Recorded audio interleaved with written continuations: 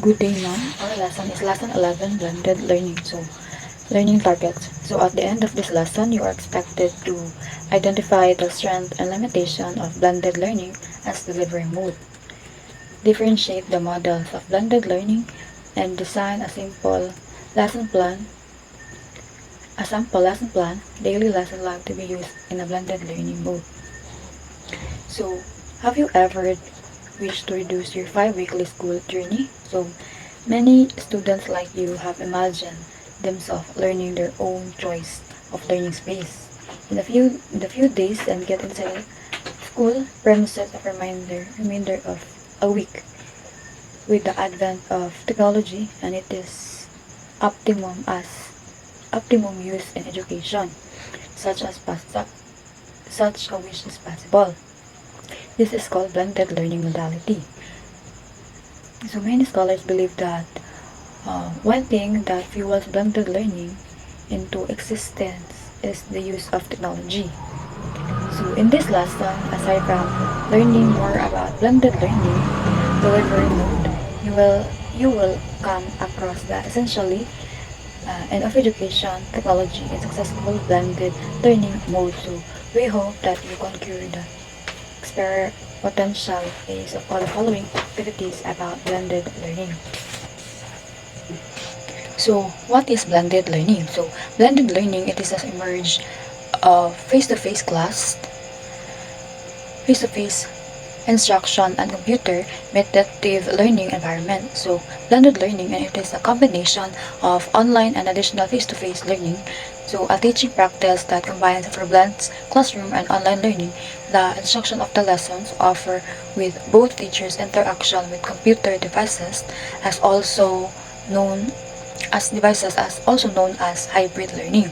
So, so through that, it is a set of combining strategies and approaches and delivering instruction. So, kayong blended learning is combination siya sa online,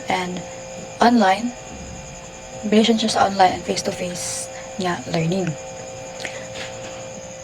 So, blended learning is technology has undoubtedly revolutionized the way instruction is delivered.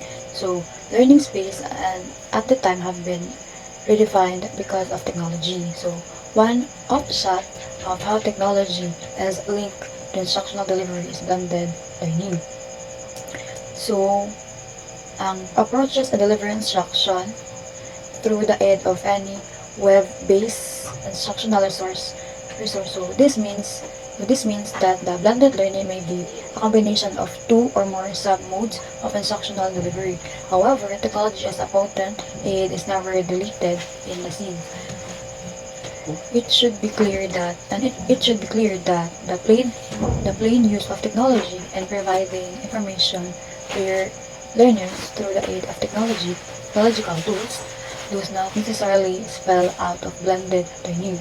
So, for instance, a teacher uses email to send handouts to students. The discussion will take place inside the classroom the next day. So, blended learning is not about that kind of situation. Like any of earlier identified instructional delivery modes, so BL or blended learning needs a solid and sound set of pedagogical principles and instructional designs in implementing this modality. So, Garrison and Vaughan, 2018, echoed that some features of blended learning and instructional delivery. So, the first is it considers the power of an online and offline modes of learning. So, it should be noted that students in the current millennium learn more with the presence of technology. However, physical presence and interaction are also vital in co-constructing knowledge. With the emerging features, blended learning is an essential mode of instructional delivery, leaning towards flexibility and personalized learning. So power online and offline modes of learning. So blended learning effectively leverage both online and offline learning methods. While technology is important, the physical presence of teachers and students interaction are equally crucial for knowledge construction. So the flexibility and the personalization offers by this blend are essential for effective instruction. So the second, it ensures teacher support and engagement. So the use of blended learning does not decrease teacher support and engagement. So blended learning teacher needs to adjust learners by quickly responding their online tasks, intelligently, intelligently preparing materials, and regularly facilitating in classroom activities. So teacher support and engagement. So the use of blended learning does not diminish the teacher's role. So teacher must actively engage when learners prom, promptly addressing questions, preparing materials, and facilitating in class activities.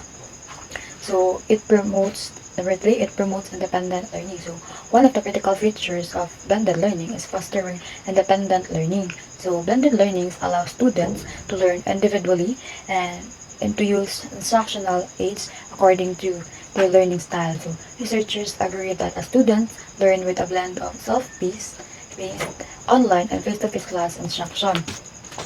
So, a crucial aspect of blended learning is fostering independent learning. So students can learn at their own pace using online resources, instructional aids, so aligning with their individual learning style.